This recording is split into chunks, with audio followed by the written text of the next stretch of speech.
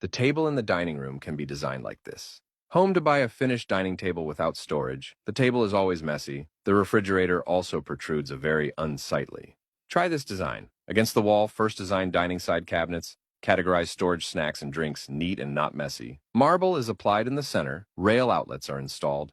And plumbing fixtures are installed. Pair with open compartments to organize wine glasses and tea sets. Design a thickened high cabinet on the outside of the refrigerator and put in frequently used items on it. The center is connected with a beveled cabinet to make it aesthetically pleasing and unobtrusive. A storage island table is designed in the middle of the dining room, 80 by 100 centimeters to increase the storage space. Tool drawer is designed in the middle to categorize chopsticks and knives and forks. Microwave oven is embedded underneath.